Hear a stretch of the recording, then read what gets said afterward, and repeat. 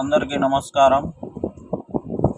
ఈరోజు తెలంగాణ భవన్ చుట్టూ చెన్నూరు మాజీ ఎమ్మెల్యే, బీఆర్ఎస్ పార్టీ యువ నాయకులు, తెలంగాణ ఉద్యమకారుడు బలక సుమన్ని అరెస్టు చేయడానికి ఎటువంటి ప్రయత్నం అయితే చేస్తున్నారో తెలంగాణ రాష్ట్ర పోలీస్కి ఒక్కటి గుర్తు చేస్తూ ఉన్నాం. అయ్యా, బాలక సుమన్కి అరెస్టు చేసే ముందులా తెలంగాణ తెచ్చిన తెలంగాణ జాతిపిత కల్వకుంట్ల చంద్రశేఖరరావు తెలంగాణ తొలి ముఖ్యమంత్రి మీద మీరు అధికారంలో ఉన్నటువంటి రాష్ట్ర ముఖ్యమంత్రి రేవంత్ రెడ్డి గారు ఎటువంటి భాషనైతే కేసీఆర్ గారి పట్ల అనుచిత వ్యాఖ్యలు చేశారో వాటి మీద మీరు ఏ కేసులు పెట్టారు, ఎన్నిసార్లు మీరు రేవంత్ రెడ్డి గారికి జైల్లో పెట్టారు, ఆ సమాధానం ముందు మీరు తెలంగాణ ప్రజలకు తెలియజేయాలి.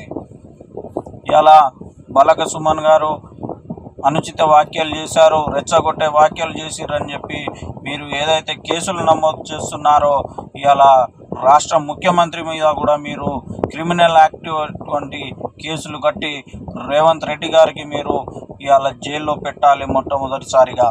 ఎందుకంటే పేగులు తీసి మెడలో వేసుకుంటా అన్నాడు, తొక్కుకుంటా పోతా అన్నాడు.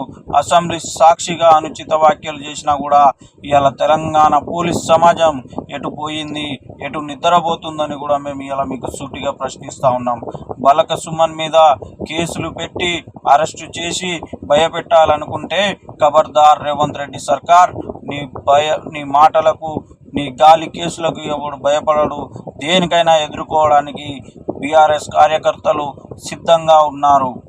అదేవిధంగా ఇలా రాష్ట్రంలో రైతులు ఎటువంటి అవస్థ పడుతున్నారో, మక్కలు వడ్లు కల్లాలల్లా ఇవాళ మక్కలు కొనే సోయిలేనోడు, ఇవాళ వడ్లను కొనే సోయిలేని రాష్ట్ర ముఖ్యమంత్రి ఇవాళ పరిపాలన ఎందుకు సాగిస్తూ ఉన్నావు?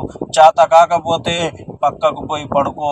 నీకు చేత కాదని చెప్పి పక్కకు పోయి పడుకో. నువ్వు ఇవాళ రైతుల ఉసురు నీకు తాకుతుంది.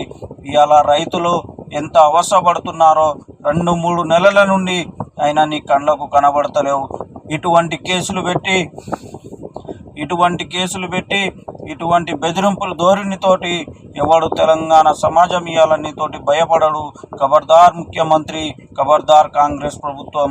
ఎన్ని కేసులు పెడతావో పెట్టుకో. ఈ కేసులకు ఎవడు భయపడడు, ఎవడు భయపడేటోడు లేడు. రైతులు తలుచుకుంటే బిడ్డ నీకు దించడం నిమిషం కాదు అని కూడా మేము ఇవాళ మీకు హెచ్చరిస్తూ ఉన్నాం.